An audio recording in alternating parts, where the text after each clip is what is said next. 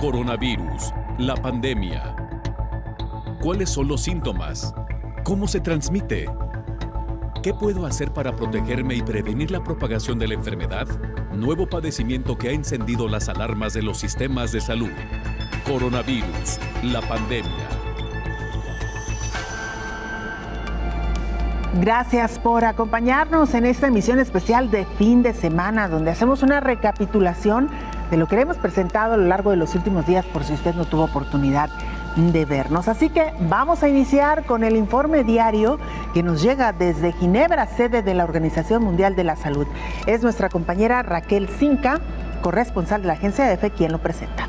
Hola, ¿qué tal? Buenos días, Belén, y buenos días a todo el auditorio de Canal 44. Empezamos con los datos de la jornada. Los casos globales de COVID-19 registrados desde el inicio de la pandemia superan ya los 218 millones y el número de muertes los 4,5 millones. En el último día se han sumado casi 8.800 fallecimientos y la vacunación avanza con casi 5.300 millones de dosis administradas en todo el mundo.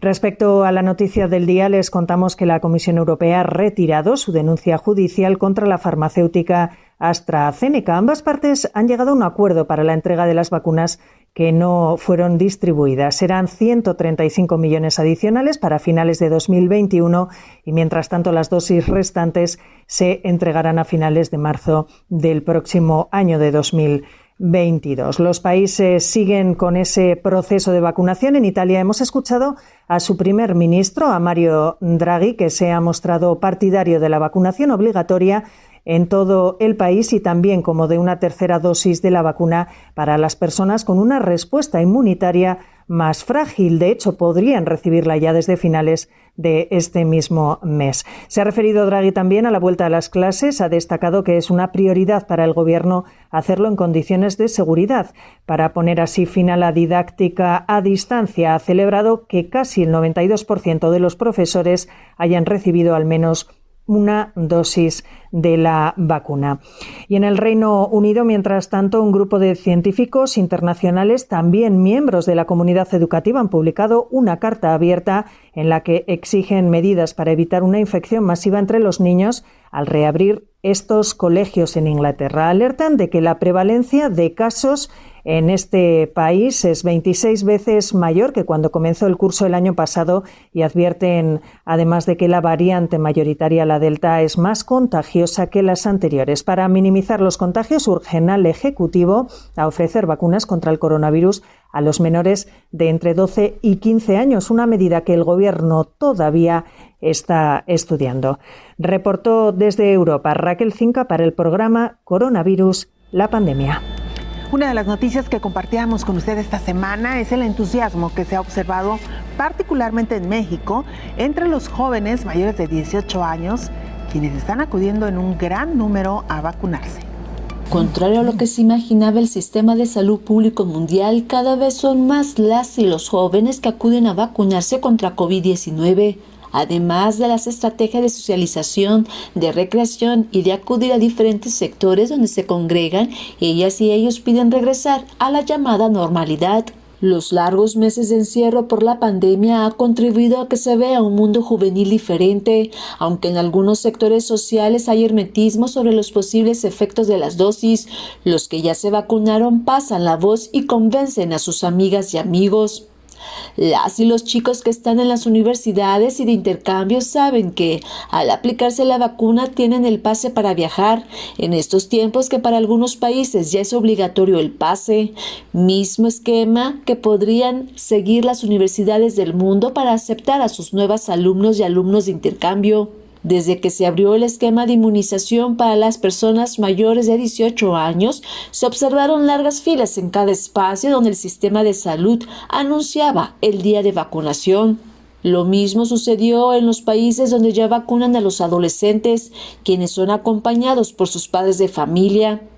En España, algunas comunidades concluyeron el último tramo del plan en quienes tienen de 12 a 19 años. Se estima que son 3.8 millones de personas. Los Centros para el Control y la Prevención de Enfermedades recomiendan la vacunación contra COVID-19 para todas las personas mayores de 12 años en Estados Unidos. Los efectos secundarios reportados con mayor frecuencia, de acuerdo con un estudio de los CDC, son dolor en el lugar de la inyección, cansancio, dolor de cabeza, escalofríos, dolor muscular, fiebre y dolor en las articulaciones, al igual que las personas de 16 años o más. El Organismo de Salud estadounidense informa que las y los adolescentes de 12 a 15 años son más propensos a presentar efectos secundarios después de la segunda dosis de la vacuna. Aunque no todos tendrán la misma experiencia y algunas personas no experimentan efectos secundarios. Los CDC mundiales reiteran que las vacunas contra COVID-19 autorizadas previenen la enfermedad, incluyendo las posibles consecuencias graves para la salud como la hospitalización y muerte. Informó Isaura López Villalobos. Sobre este entusiasmo y esta actitud de los jóvenes para acudir a la inmunización, habló el infectólogo Héctor Raúl Pérez Gómez. Cuando se abrieron registros en algunos lugares de la República Mexicana para la vacunación a jóvenes mayores de 18 años, muy pronto se cerró la plataforma porque se saturó el número de registros y luego lo volvieron a aperturar, y ya para el momento de vacunación, pues ambiente hasta festivo y todo el mundo acudiendo a recibir la vacuna.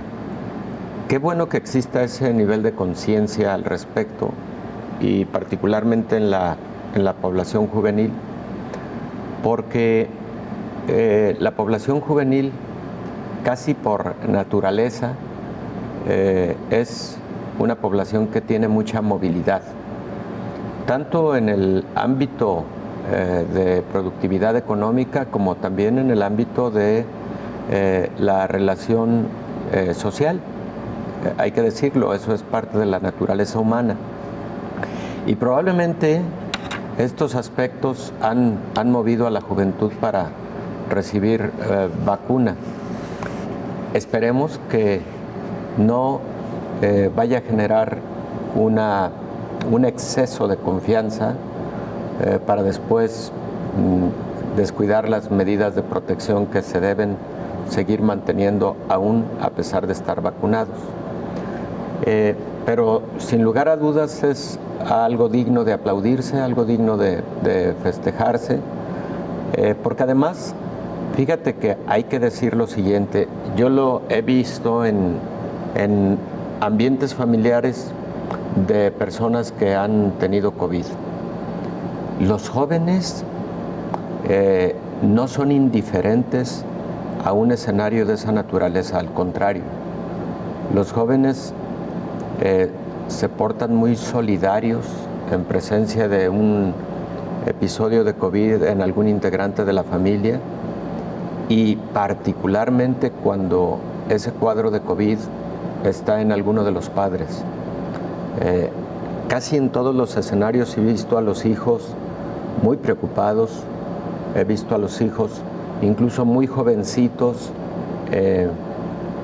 cercanos a la ayuda, cercanos a poder proveer de la necesidad que está teniendo su padre o su madre enfermos. Y también he visto muchos escenarios en donde son los hijos, los jóvenes, los que más están cuidando el cumplimiento de las medidas de prevención en toda la familia, sin que hubiera algún caso de COVID aún. Mucha conciencia de muchos jóvenes con respecto a la prevención de la enfermedad. Y también he visto, se ha identificado aquellos casos en donde los jóvenes sí buscan vacunarse para luego tener un poco más libertad ya de acudir a lugares de esparcimiento, etcétera. Entonces, creo que hay varios escenarios. Y los jóvenes también, Belén, creo que conviene decirlo, están bien informados respecto de COVID. Si bien las redes sociales frecuentemente incorporan mucha información que no es la mejor al respecto de la enfermedad, pero creo que sí se informan también de buenas fuentes en las actividades escolares, aunque han sido a través de plataformas digitales hasta el día de ayer. En todas estas actividades escolares tienen información continua respecto de COVID-19. Entonces creo que todos esos han sido factores por los cuales estamos viendo mucho entusiasmo y estamos viendo el acudir a recibir la vacuna contra COVID-19 en este grupo poblacional. Y sorprendentemente, el que siguió quedando en un alto porcentaje de rezago de no vacunación es el grupo de entre 50 y 60 años de edad. Lo hemos dicho en otras ocasiones, cada país ha encontrado la manera de incentivar la vacunación entre su población. Bruselas no es la excepción. Ahí se puede vacunar hasta en los supermercados. Ya es posible recibir una vacuna contra la COVID-19 en Bruselas mientras se hace la compra. En este supermercado de la capital de Bélgica, los compradores pueden vacunarse con Johnson & Johnson en 15 minutos, gratis y sin cita previa. No importa dónde pongan la vacuna, ya sea en un hospital o en el supermercado, hay el mismo control de calidad. Es muy práctico, especialmente porque es solo una dosis. No es necesario esperar 2 o 3 meses para recibir otro pinchazo. Estos puestos de vacunación se han instalado en varias tiendas de todo Bruselas. El objetivo es aumentar la tasa de vacunación en la capital belga, que se mantiene bastante más baja que en el resto del país. Empezamos ayer y tuvimos 92 personas ese día en los 2 supermercados donde tenemos estos puntos de vacunación. Es un buen resultado. Y creemos que durante las 4 semanas de la campaña tendremos un resultado positivo. Varias ONGs también han creado unidades móviles de vacunación en un intento por llegar a las comunidades en riesgo de exclusión social. Desde mayo, 1.700 personas han sido vacunadas gracias a esta iniciativa. Es importante acercarse a las personas y especialmente a las poblaciones sin hogar e indocumentadas, porque su principal prioridad es la vivienda y la alimentación. Y acercándonos a ellas podemos llegar a un mayor porcentaje de vacunados entre esas poblaciones.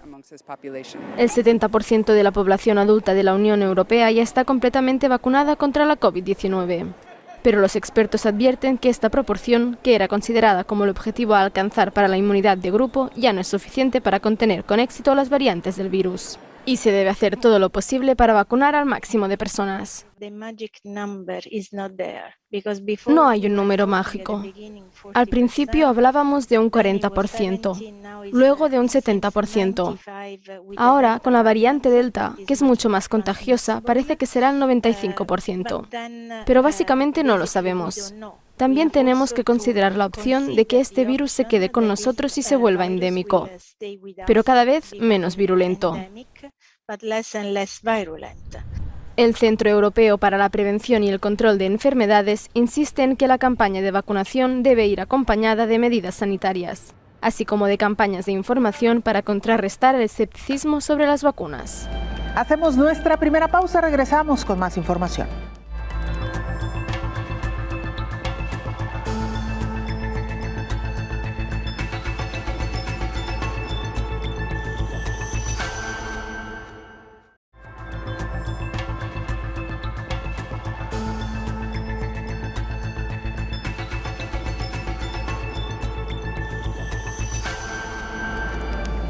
COVID-19 se coloca ya en la 7ª causa de muerte entre los jóvenes mexicanos de 15 a 19 años. En el marco del regreso a clases, el gobierno mexicano dio a conocer las principales causas de muerte entre menores de 20 años.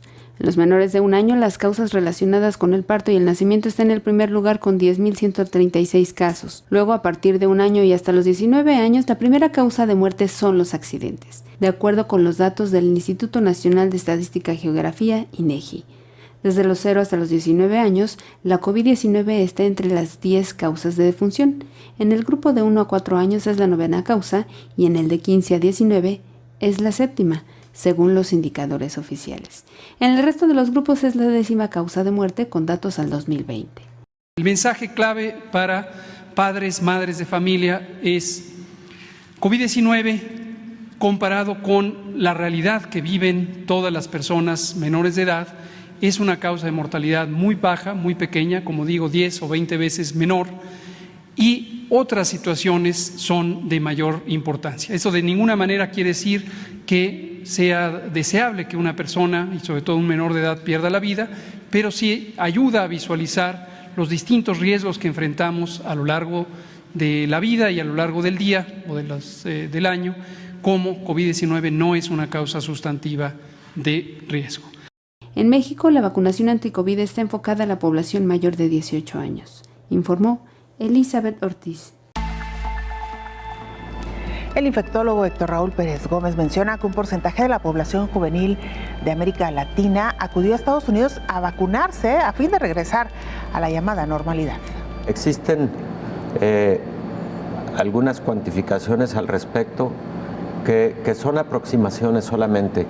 El número de jóvenes que acudieron a recibir vacunación a Estados Unidos cuando todavía se veía lejana la posibilidad de que mayores de 18 o a partir de 18 se pudieran vacunar, por ejemplo, en México, ¿no? Por supuesto, acudieron muchas personas, no solamente jóvenes de 18 de 18 a 30 años de edad, también acudieron de otras edades, y hasta hace 2 meses aproximadamente se había calculado que entre 2 y 3 millones de personas habían acudido a los Estados Unidos a recibir alguna dosis o algún esquema de vacunación, cuando avisoraba este grupo de la población que estaría lejana la posibilidad de vacunarse en México, ¿no? Claro. Y en este momento también está el fenómeno de jovencitos de entre 12 y 18 años que están siendo llevados a vacunación a los Estados Unidos, en donde sí se permite la vacuna a partir de los 12 años de edad. Sí, hay que decirlo, es un fenómeno real. Sí, doctor, pero qué bien que usted menciona este caso de Estados Unidos, porque incluso en Estados Unidos tuvieron que ahí sí instrumentar algunos incentivos para que los jóvenes fueran a vacunarse, que no ha sido el caso de México. Y vale la pena aclararlo, doctor, que esta respuesta positiva de la que hemos hablado hasta ahora, nos referimos particularmente a México, que es donde ya se empezó la inmunización de los jóvenes de 18 años a 29 años, también en otros países de América Latina, pero digamos que este fenómeno positivo que se ha descrito en los últimos días tiene que ver particularmente con México. Y lo decíamos, Estados Unidos regalaron, prácticamente de todo a cambio de que los jóvenes y el resto de la población fueran a vacunarse, doctor. Sí, efectivamente, Belén. Bueno, qué bueno que en algunos otros países está siendo espontánea el acudir a esta vacunación por parte de los jóvenes. Pero además algo muy necesario, Belén, porque escuchábamos en la cápsula anterior la presentación del subsecretario Hugo López-Gatell al respecto de las causas de mortalidad en la población juvenil y en la población adolescente, pero sobre todo en la población más joven, cuando ha llegado COVID-19 a ocupar el 5º lugar como causa de fallecimiento en México en el último año. Algo muy preocupante, sí, verdaderamente preocupante. Claro que COVID-19 ya ocupó primeros lugares como causa de muerte en la población general en México, pero en particular en los jóvenes, ocupar el 5º lugar, una enfermedad infecciosa, es verdaderamente preocupante y lamentable. Y también hay que decir lo siguiente, Belén, creo que las enfermedades no transmisibles, crónicas, metabólicas, como la diabetes, como la obesidad, como la hipertensión, no pueden dejarse de ver con claridad en la población juvenil en países como México, en donde, por ejemplo, los porcentajes de obesidad y de obesidad mórbida incluso alcanzan hasta al 35% de la población juvenil. México ocupa uno de los primeros lugares en obesidad infantil, con el 32% de niños con obesidad y algunos de ellos con obesidad mórbida. Dentro de los países de América Latina, México ocupa el primer lugar en obesidad infantil y de los primeros lugares en obesidad en adolescentes y en jóvenes. Yo conozco el Instituto Finlay. Es un instituto de mucha tradición en el desarrollo de biológicos en La Habana. Ellos han desarrollado la vacuna contra neumococo, contra meningococo. Por cierto, esta última, la vacuna contra meningococo,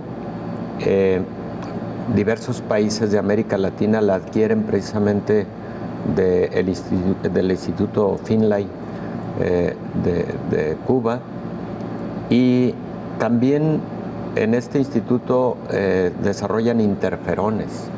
Entonces tienen una biotecnología de muy buena avanzada, de muy buen desarrollo, Cuba, y en específico este instituto que es el desarrollador de esta vacuna soberana, y que, bueno, esperamos que los resultados que se publiquen sean muy buenos en cuanto a eficacia y seguridad.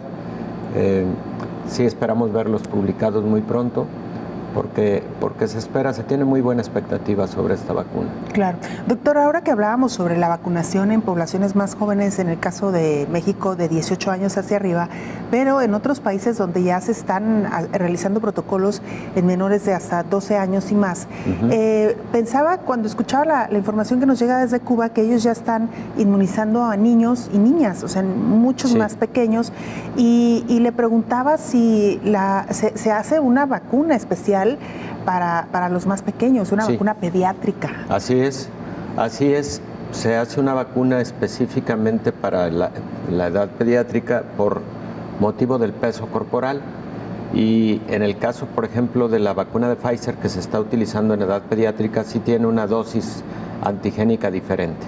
Es correcto. ¿Y será lo que venga ocurriendo con el resto de los laboratorios? Seguramente sí. De hecho, en muchas vacunas la dosis de antígeno o las unidades del biológico que se aplican en edad pediátrica es diferente a la que se aplica en adultos. Vamos al sur del continente americano, Argentina. Ahí se encuentra nuestro compañero Javier Castro, corresponsal de la agencia EFE, para actualizarnos información. Hola, ¿qué tal? Buenos días, Belén. Buenos días a todo el auditorio de Canal 44. El gobierno argentino priorizó la aplicación de segundas dosis en agosto para completar cuanto antes los esquemas de vacunación. Actualmente, más de 14 millones de argentinos cuentan con las 2 dosis de la vacuna. Esto significa que alrededor de un 32% de la población ya está vacunada en forma completa. Además, casi 28 millones de personas cuentan con al menos una dosis, una cifra equivalente al 62% de la población. Recordemos que las vacunas que se están aplicando en Argentina son la Sputnik V, la Covishield, la Sinopharm, la AstraZeneca y la Moderna. Mientras tanto, la segunda ola de la pandemia está remitiendo en el país. En las últimas 2 semanas, las cifras de contagios y de muertos diarios han bajado en torno a un 40%, mientras que la ocupación de las unidades de cuidados intensivos es de un 45% a nivel nacional. No obstante, las autoridades están preocupadas por la transmisión comunitaria de la variante Delta. Hasta ahora se han registrado más de 100 casos de esta variante procedente de la India, algunos de ellos sin nexo epidemiológico previo. De hecho, aunque no existe una confirmación oficial por parte de las autoridades, los expertos advierten que esta variante ya circula libremente por varios conglomerados del país, como es el caso de la ciudad de Buenos Aires. En cualquier caso, las diferentes jurisdicciones están flexibilizando cada vez más actividades, como el regreso de los conciertos de música o la vuelta de todos los alumnos a las clases presenciales. Además, a partir de la próxima semana, los gobernadores podrán pedir el ingreso de extranjeros procedentes de Chile y de Uruguay, aunque solo con esquemas completos de vacunación y con cuarentena obligatoria. Las fronteras siguen cerradas para todos los demás casos y solo pueden ingresar al país argentinos, residentes legales y familiares. Javier Castro reportó desde Argentina para el programa Coronavirus, la pandemia. El controvertido pase sanitario continúa causando revuelo, particularmente en un país como Francia, que ha hecho obligatorio el uso de este certificado en diferentes ámbitos. Ahora serán los trabajadores que atienden a personas, es decir, servidores públicos en atención al público, al usuario, quienes tendrán que presentar su pase sanitario. Francia instauró este lunes la obligación para todos los trabajadores que estén en contacto con el público del controvertido pase sanitario. Una medida que afecta a casi 2 millones de personas de los sectores del transporte, el comercio minorista, la restauración y la cultura. En concreto, esto significa que antes de que se le permita acceder al lugar de trabajo, el empleado en cuestión deberá presentar un certificado de vacunación o una prueba con resultado negativo. Estamos decididamente en contra, confirman desde los sindicatos. En primer lugar, porque tendrá consecuencias muy peligrosas para los empleados. Podrían quedarse sin salario y posiblemente sin trabajo. Así que estamos luchando para mostrar nuestra desaprobación con este sistema, y especialmente con los peligros que conlleva la aplicación del pase sanitario en estas empresas. Para otros, la solución habría pasado por dar más tiempo a las empresas antes de imponer el pase, que añade una restricción adicional a unos sectores que llevan más de 1 año y medio peleando por sobrevivir. No lo aceptamos, dice un cocinero de París. Es solo una gota más de este vaso. Todavía se nos pide otro esfuerzo más. De todos modos, desde el comienzo de la pandemia, hemos sido las víctimas de esta farsa. Los opositores al pase sanitario siguen haciéndose oír sábado tras sábado, aunque nada indica que estas imposiciones vayan a cambiar. Hasta la fecha, casi 43 millones de franceses han sido vacunados en su totalidad. El ritmo de las inyecciones se redujo considerablemente en agosto, lo que las autoridades achacan a las vacaciones de verano, esperando relanzar la campaña de vacunación con el fin de las mismas. Hacemos una pausa, regresamos con más información.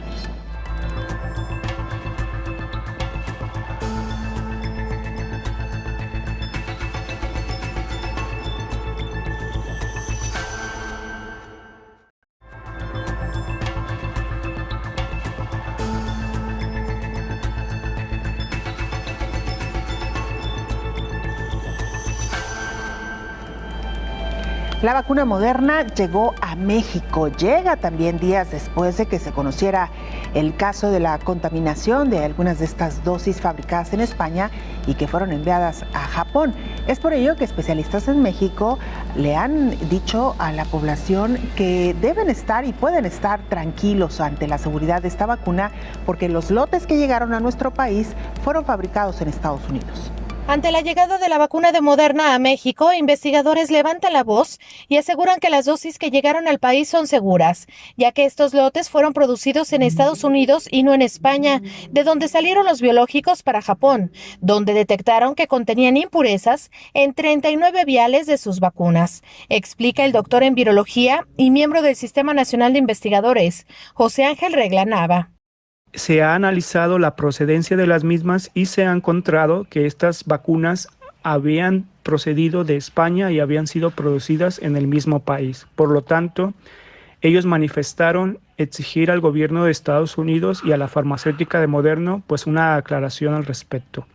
El lote que encontraron las impurezas por parte de Japón, como te comentaba, fue producido en España. Entonces, estas vacunas recibidas en México han sido enviadas directamente de las farmacéuticas de Estados Unidos. Entonces no vería inconveniente en este caso de que se investigara el lote recibido y sea comparable con el de España, porque finalmente no ha sido producido en el mismo sitio, ¿no?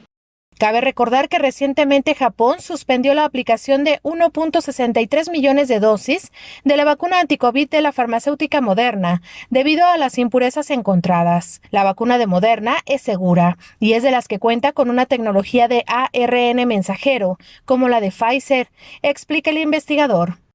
Esta vacuna de Moderna se asemeja mucho a la vacuna de Pfizer, ya que es una vacuna de RNA mensajero.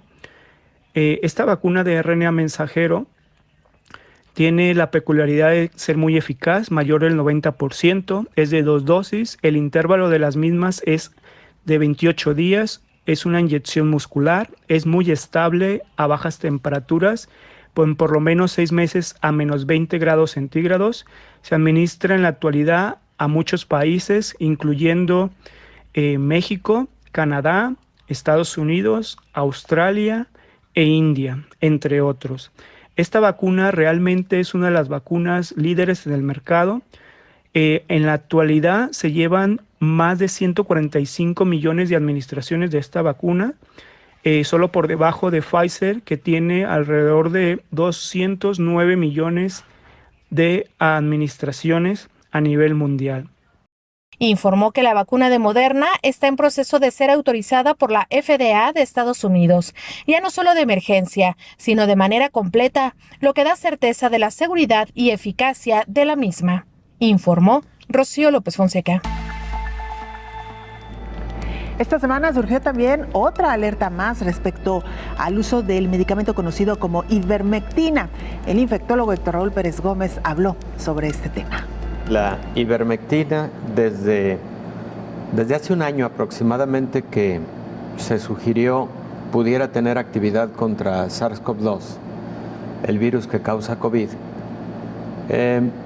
se fue identificando que para lograr lo que en el laboratorio se observaba de la capacidad de inhibición de esta ivermectina, pero ya tomada, ya utilizada en el ser humano, se requerían dosis muy altas para lograr el efecto que se observó en el laboratorio de inhibición del virus responsable de COVID. Entonces, a las dosis habituales que se utiliza la ivermectina para otros propósitos, este es un medicamento antiparasitario que se puede utilizar para eliminación de ectoparásitos como escabiasis, también conocida como sarna, o pediculosis, también conocidos como piojos, etc. La ivermectina utilizada a la dosis habitual tenía realmente muy poca actividad contra el virus SARS-CoV-2, ya utilizada en el humano. Y se siguieron haciendo algunos ensayos clínicos, pues con afanes de que al no tener medicamentos antivirales específicos se pudiera encontrar ahí algún beneficio, ¿no? Todavía si uno revisa la guía clínica de diagnóstico y tratamiento de COVID-19 en México, publicada el 2 de agosto, hace un mes, te vas a encontrar a la ivermectina dentro del apartado en donde se señala como un medicamento que solo pudiera utilizarse como parte de los estudios clínicos, todavía para determinar su posible actividad, su posible beneficio, ¿no? Pero ya no de manera generalizada. Entonces, lo recientemente anunciado por algunas agencias estadounidenses y canadienses, pues está soportado ya en algunos ensayos que han concluido, más controlados metodológicamente, en donde se observa que no hay un beneficio real, por lo menos a la dosis terapéutica habitual de la ivermectina. ¿Por qué había permanecido ivermectina dentro de los estudios clínicos? Bueno, porque los estudios que antes se habían publicado hablaban de algún beneficio marginal entre los que recibieron ivermectina versus quienes no lo habían recibido. Pero ya los estudios finales, perfectamente diseñados metodológicamente, más controlados, sugieren que no hay dicho beneficio y por lo tanto va ahora sí que al cajón de los medicamentos que se han ido desechando como útiles para el tratamiento de COVID-19. Un medicamento que por algún momento fue muy utilizado, doctor. Definitivamente, como lo fue en aquel momento hidroxicloroquina. Teníamos algún entusiasmo por la hidroxicloroquina, se veían algunos beneficios al inicio Llegamos a tener algún entusiasmo por ivermectina también. Llegamos a tener algún entusiasmo por la combinación de hidroxicloroquina con acitromicina. Pero poco a poco los estudios fueron mostrando no tanto beneficio y bueno, se fueron quedando en el camino dichos fármacos. ¿Qué hay en este momento como contundente, Belén, como algo de real beneficio en el tratamiento de pacientes con COVID, sobre todo con COVID grave o el que está evolucionando a la gravedad? Indudablemente los anticuerpos monoclonales, que son de actividad antiviral. Los anticuerpos monoclonales que son inhibidores de la inflamación, inhibidores de citocinas proinflamatorias, un antiviral que no ha sido lo que quisiéramos en cuanto a resultados, llamado Remdesivir, se utiliza por vía intravenosa y solamente en pacientes hospitalizados con gravedad, pero no intubados. Ya en el paciente intubado no se ha mostrado suficiente utilidad de Remdesivir. Pero como te digo, sí los anticuerpos monoclonales, antivirales, que utilizados de manera oportuna, por ejemplo, durante los primeros 9 días del inicio de la sintomatología, en aquellos pacientes que se ve que puedan evolucionar a la gravedad, esos pacientes se pueden beneficiar de bamlanimab, por ejemplo, combinado con etesimimab, que es uno de los monoclonales combinados. Hay algunos otros que han mostrado realmente buenos resultados. Vamos a Centroamérica para saludar a nuestros hermanos hondureños. Desde ahí nos reporta nuestra compañera Naomi Mesa, periodista de STV Telebásica. Un saludo para ti, Belén, y para toda la audiencia de Canal 44. Este pasado fin de semana, como parte del vacunatón de segundas dosis en el departamento de Francisco Morazán, miles de jóvenes atendieron el llamado de las autoridades de salud para completar sus ciclos de inmunización contra el COVID-19. En los diferentes puntos de vacunación se lograron ver grandes cantidades de población joven del Distrito Central. Asimismo, alentando a la población en general que acudan a vacunarse y protegerse del COVID-19.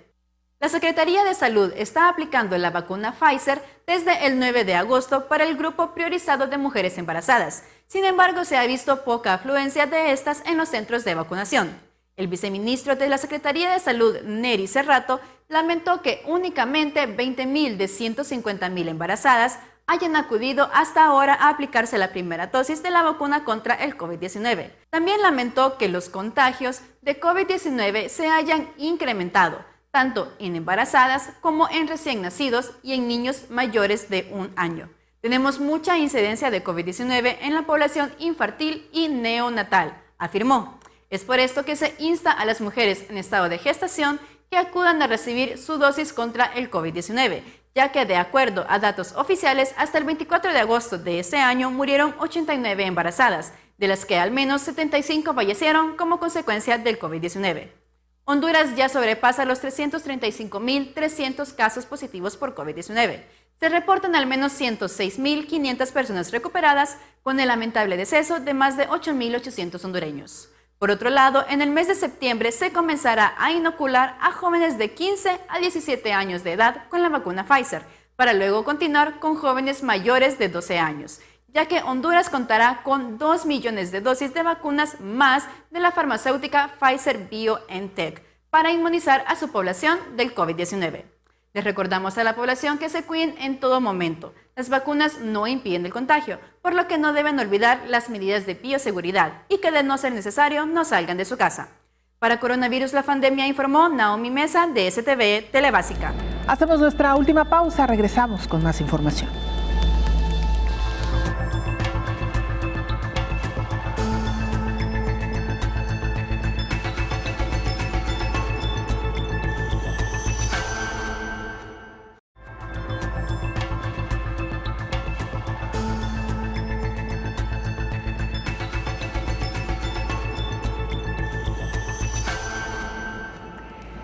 Esta semana dedicamos también uno de nuestros programas a hablar sobre los primeros 21 meses de esta pandemia de COVID-19.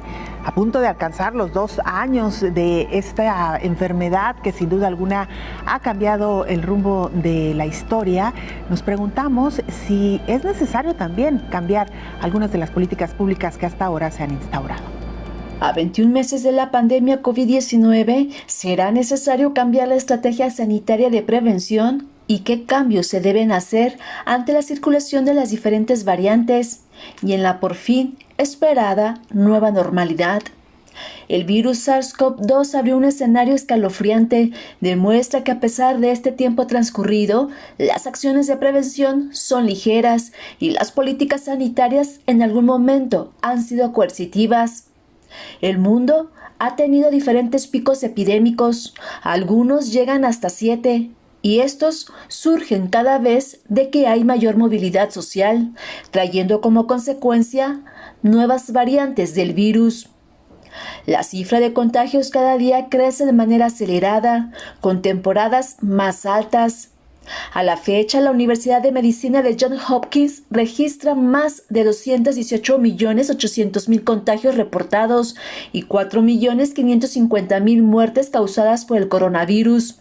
La cifra de contagios cada día crece de manera acelerada, con temporadas más altas. A la fecha, la Universidad de Medicina de Johns Hopkins registra más de 218.800.000 contagios reportados y 4.550.000 muertes causadas por el coronavirus. Los contagios aún crecen en 64 países. En la India aumenta de manera consistente durante 10 días seguidos y en Costa Rica reporta el número más alto de nuevos contagios de mayo a la fecha y México está en el pico alto sostenido. De acuerdo con datos de diferentes fuentes informativas, muestran que los países con mayor número de contagios en los últimos 7 días reportados son Estados Unidos, India, Reino Unido, Irán y Brasil.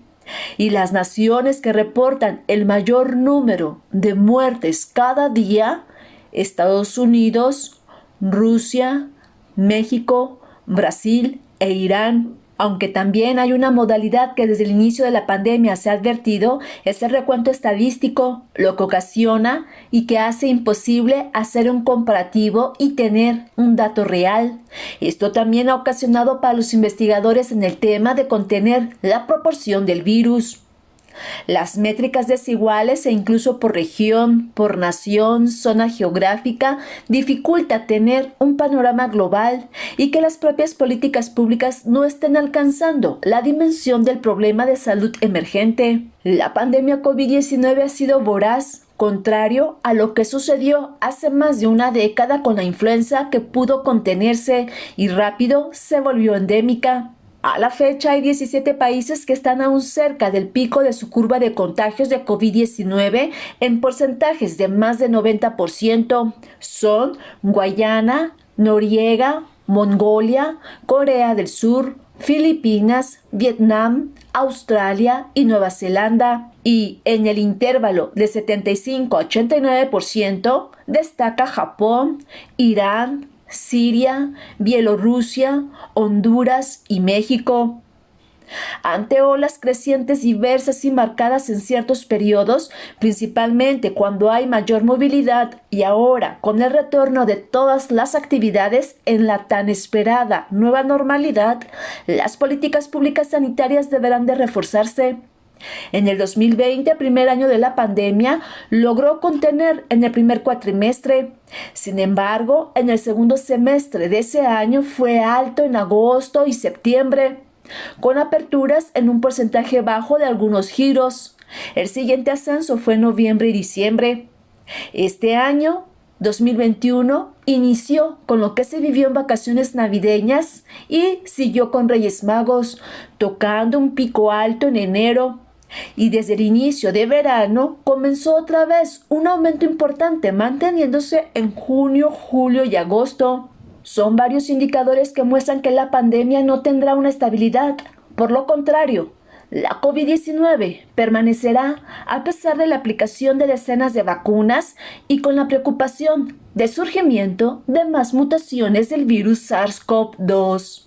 Informó Isaura López Villalobos.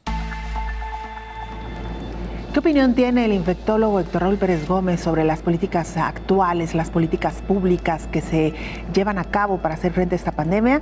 Aquí le presentamos un extracto de su comentario esta semana.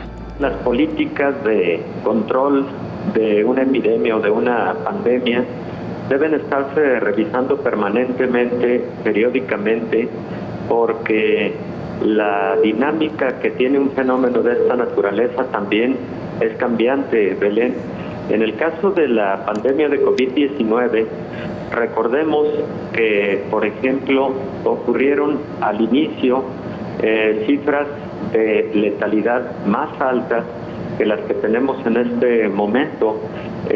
Llegaron a ser cifras que alcanzaron hasta el 7%. En la actualidad hemos regresado al 3% aproximadamente, como fue muy al inicio de la pandemia, pero también cambió en diferentes momentos lo que conocemos como el número básico de reproducción, que es el número de personas que se infectan a partir de un caso de COVID-19, de un caso infectado. Y también cambiaron luego diferentes escenarios cuando se estableció la importancia en el uso del uso de cubrebocas generalizado, cuando se estableció la importancia de la distancia entre persona y persona, el tiempo de aislamiento de un caso infectado, cuando se establecieron, por ejemplo, las medidas de